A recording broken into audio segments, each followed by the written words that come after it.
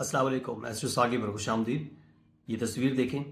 ये तस्वीर social media के ऊपर चांद की जो मून लैंडिंग है या स्पेस एक्सप्लोरेशन है उसको डिनाई करने के लिए, उसको रिजेक्ट करने के लिए एक आर्गूमेंट के तौर पर इस्तेमाल करते हैं। मैं तो इसको शायद मजाक ही समझता हूँ, क्योंकि उनको साइंस से बिल्कुल भी 0% भी दिलचस्पी नहीं है। अगर ऐसा होता तो ये चीज़ें शेयर ना करते। इस तरह के जो क्वेश्चन होते हैं, फ़नी क्वेश्चन होते हैं, वो साइंटिफिकली बहुत इंटरेस्टिंग होते हैं।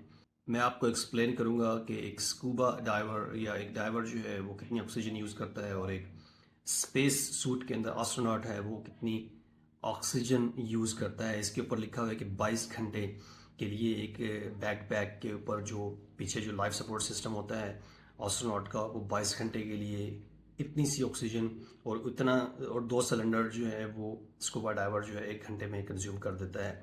तो वो समझता है कि शायद ये सब ड्रामा है, इस वजह से साइंस जो है इसका जवाब देने से कासिर है, लेकिन ऐसा नहीं है। इंसान सतह ज़मीन के ऊपर नॉर्मल एटमॉस्फेरिक प्रेशर के ऊपर जो है 21% जो ऑक्सीजन होती है एटमॉस्फेयर के अंदर, वो उसको ब्रीथ इन करता है और उसी को ब्रीथ आउट करता है। एक बात याद रखें कि जो ब्रीथ इन करता है मतलब सांस के ज़रिए अंदर लेके जाता है, उसमें 21% के करीब ऑक्सीजन होती है, और जो बाहर निकालता है उसमें भी अच्छी खासी ऑक्सीजन होती है। 15 से 16-17% तक ऑक्सीजन उसमें भी बाकी होती है, वो उसको वेस्ट कर रहा होता है। उसके अंदर से बहुत ही कम ऑक्सीजन जो है वो लंग्स इस्तेमाल करते हैं। अब ये वाला फैक्ट जो है आपने याद रखना है, तो इसी फैक्ट को लेके हम आगे चलेंगे। स्कूबा डाइवर्स जो होते हैं वो जैसे जैसे अंडर वाटर जाते जाते हैं, उनका प्रेशर जो है उसके ऊपर बढ़ता जाता है। ऑक्सीजन की जो ऑक्सीजन टैंक्स हैं उनकी डेंसिटी बढ़ती जाती है। तो जैसे ही वो ब्रीद इन करते हैं, सांस लेते हैं, तो वो ज़्यादा ऑक्सीजन, ज़्यादा मिकदार के अंदर जो ऑक्सीजन होती है वो अंदर लेके जाते हैं। मतलब जो हवा टैंक के अंदर जो गैस होती है वो ज़्यादा मिकदार में, अगर 30 मीटर तक चला गया है तो वो 2 से 3 गुना ज़्यादा जो है वो सिलेंडर के अंदर मौजूद गैस जो है, ऑक्सीजन जो है वो यूज़ करना शुरू कर देगा। और ये जो डाइवर्स होते हैं ये जो सिस्टम अपने साथ लेके जाते हैं, अगर ये ओपन सर्किट है, ओपन सर्किट का मतलब है कि ये जस्ट गैस को इनहेल करते हैं और बाहर निकाल देते हैं, यानी कि वो रिसाइकल नहीं होती तो उसको बाहर निकाल दिया जाता है। इसको ओपन सर्किट कहते हैं, और इसमें बहुत ज़्यादा आप कह लें कि ऑक्सीजन जो है वो वेस्ट हो जाती है। अब हम बात करते हैं कि जो एस्ट्रोनॉट्स जो हैं चांद के ऊपर या स्पेस वॉक जो करते हैं, उनका जो बैकपैक होता है वो क्या चीज़ होती है। वो देखें, वो एक नॉर्मल सिलेंडर नहीं होता, वो एक लाइफ सपोर्ट सिस्टम होता है, पोर्टेबल लाइफ सपोर्ट सिस्टम होता है, जिसके अंदर ऑक्सीजन जो है या जो सांस जो एक्सहेल करता है एस्ट्रोनॉट, जो बाहर निकालता है, उसको भी रिसाइकल किया जाता है, क्योंकि उसके अंदर ऑक्सीजन बहुत ज़्यादा मिकदार में मौजूद होती है। उसको प्योरीफाई करके उसके अंदर से कार्बन डाइऑक्साइड या दूसरी गैसेस रिमूव करके उस ऑक्सीजन को दोबारा रीयूज़ किया जाता है। वो एक बहुत महंगा सेटअप होता है।